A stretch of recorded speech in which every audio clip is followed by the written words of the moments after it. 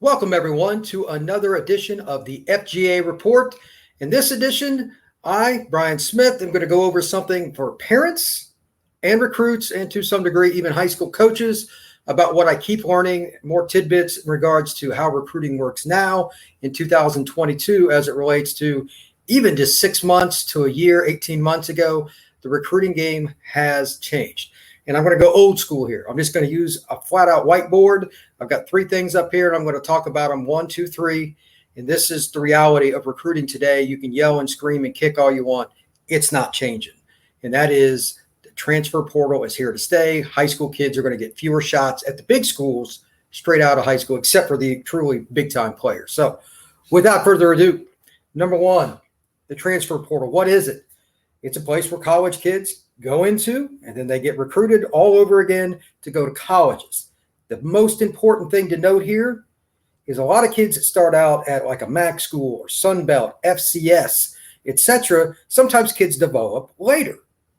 Those kids are then recruited by an Alabama, a Michigan, a USC, a Texas, whatever it may be, and it's all about math. That does not change. The NCAA allows 85 players to be on Division I scholarship for a football program. Again, 85.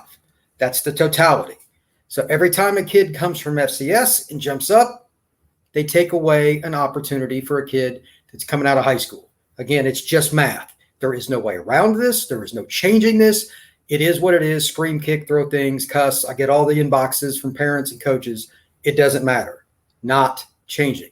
College coaches get paid to win. It's a checkbox. If they think that kid in the FCS or anywhere in the portal in general can help them, they're going to grab it. Period. Money is the bottom line in college athletics and football funds, everything else, especially with Title IX restrictions. But that's the end of the world in terms of what I'm talking about here, because it's never ending with Title IX. Number 2, this is also very important.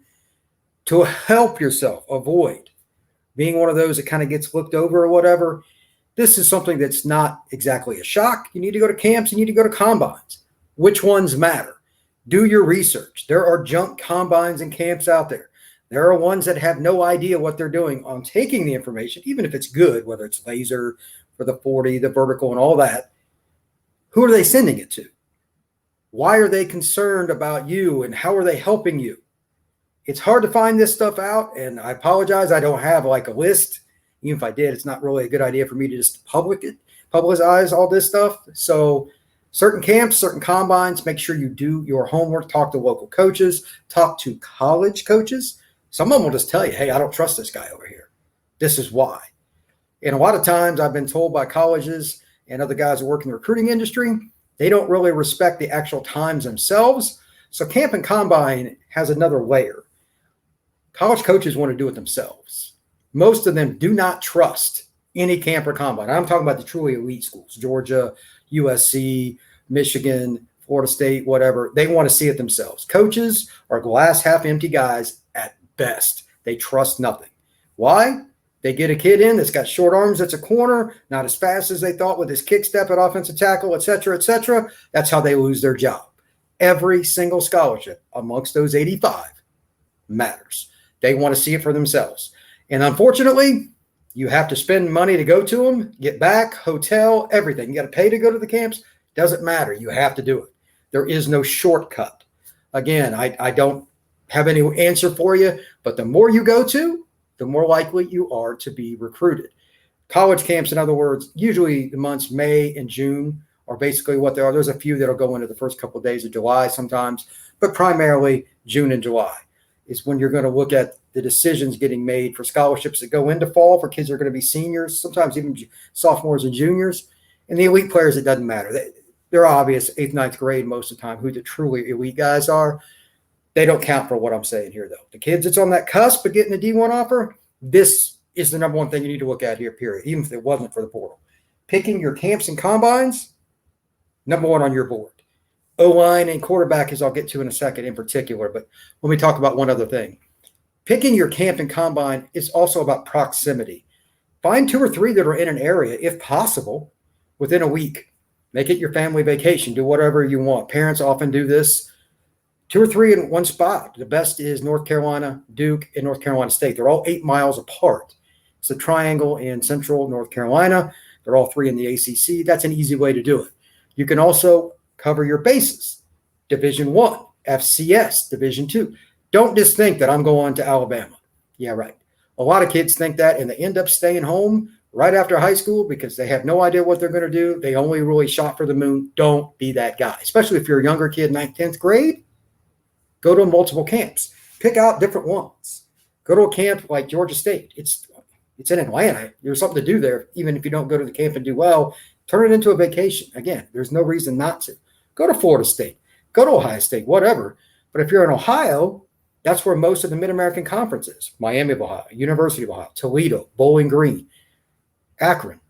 Find a niche at multiple levels. And you're still getting trained by college coaches while you're at these camps. They all know each other.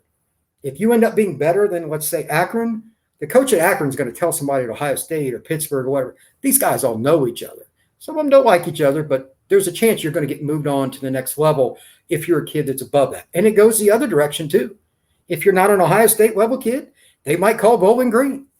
Make sure you set yourself up with multiple levels with the camps and combines and just use proximity.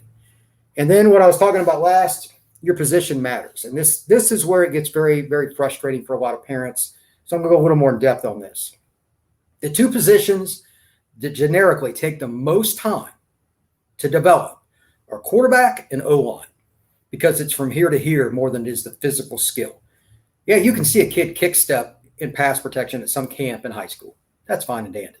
How is his body going to fill out when he's 6'6", 280 and he's real sloppy right now? That doesn't mean he's not going to be 6'6", 315 and look fantastic in 2 years.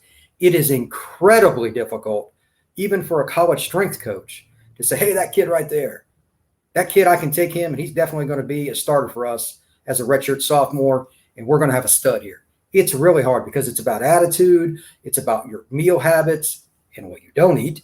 And it's also about the ability to fit into that program and just do what they say. Be a soldier. Predicting that stuff with a 17, 18-year-old kid, incredibly difficult. And that's why they go with this. O-line is the hardest, and it has been hit the hardest by the transfer portal. I get it, and I've talked to coaches about this, the U1 level.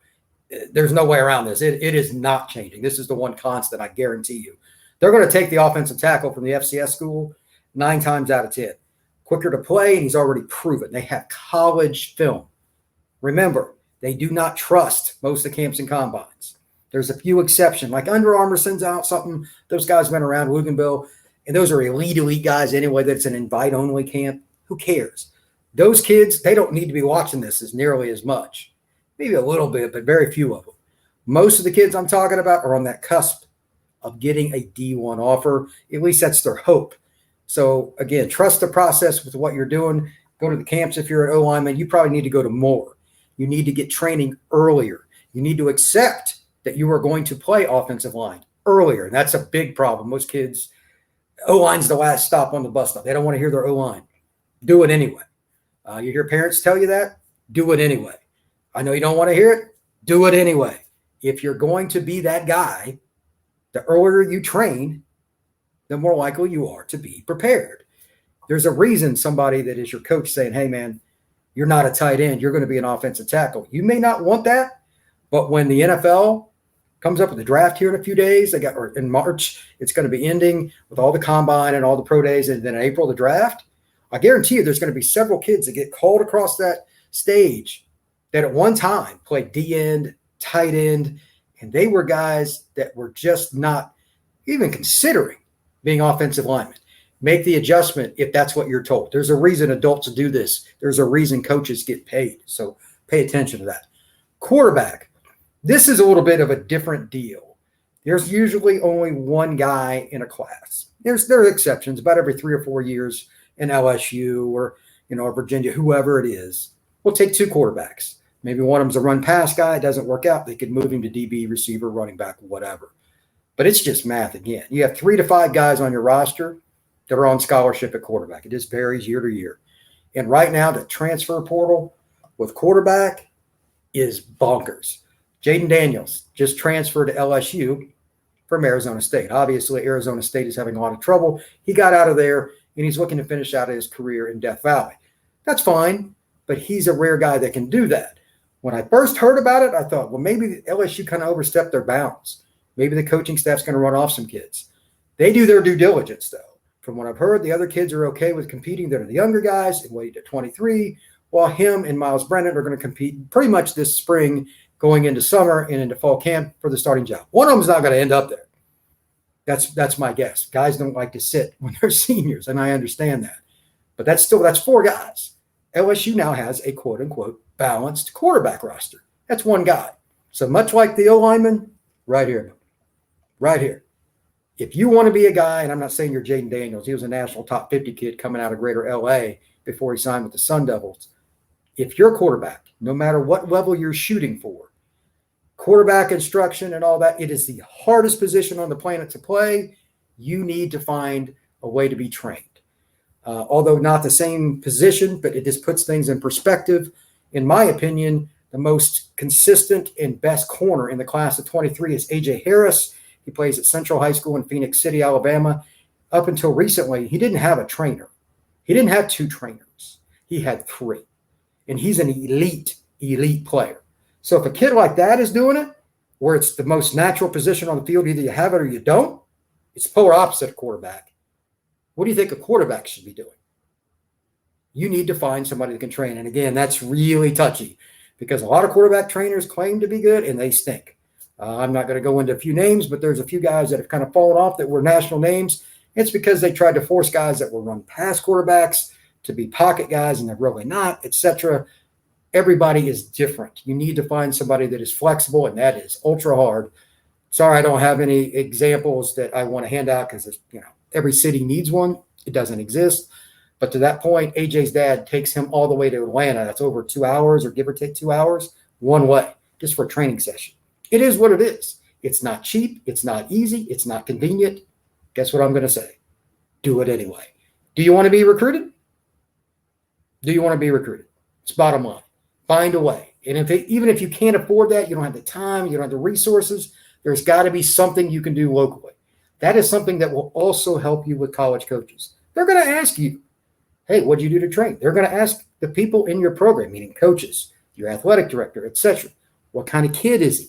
Did he go out of his way to train since he was like a freshman? Maybe even earlier. If you want to be that guy, what are you doing to get training? This is just camps and combines, but quarterback is a daily learning process. Period. It is a daily learning process. If you're not that guy that's willing to put in that work, the chances of you playing Division I quarterback are slim and nil. It is very difficult because, again, it's about the shoulder to the top of the head. You can have a cannon for a right arm, and you can be absolutely terrible. Happens every day. I see kids all over the South, Florida, Georgia, Louisiana, Texas. Some of them, man, they just look great walking on the field. They don't look as good when the other kid on the other team playing corner is running the other direction for a touchdown because they can't read a defense to save their life, and it's just cover 2. Know how to find people around you to help you, even if it's just a learning lesson that you get off YouTube, which you can do for free. Look at some of the things that guys like Joe Montana did, something like Randall Cunningham did, guys that went back and then bring it all the way up to a certain quarterback that plays in Kansas City. There's a million ways to do it, and you can use that same philosophy at any position. Some of these things on YouTube and different video platforms, you can pay for them. There's a certain defensive lineman, played in the NFL after playing at Tennessee, who is tremendous. I'll leave it at that. I'm plugging him a little bit. He has a fee, like $40 or something like that. He is a tremendous defensive end coach. Find something. There's different ways you can do it. And some of it, you can find somebody 3 states away or across the country. They can do what I'm doing right here, and they can just use Skype. They can use StreamYard, which is what I use for this platform, and communicate with you. If you do that, you're going to help yourself. Final piece of advice here. Number 1, be humble. Be humble. Don't assume that you're just going to be a guy that gets recruited. Ask questions. If you don't know the answer, and you probably don't, even though you might think you do, somebody else probably does. I work in the recruiting industry and have for a long time. I talk to college coaches, other scouts, high school guys, recruits, 7-on-7 coaches. It's a really unique collection of information, and I'm nowhere near an expert. There are no experts because Every single recruitment is different. Yours will be as well. Find out the information needed for you. If you're in a big city compared to a small podunk town, it matters. If you're in Atlanta, you're going to be more likely to be discovered. If you're in a small town in southern Alabama, you may need to go outside the normal bounds to go to some of these. You have to find a niche. What is it for you?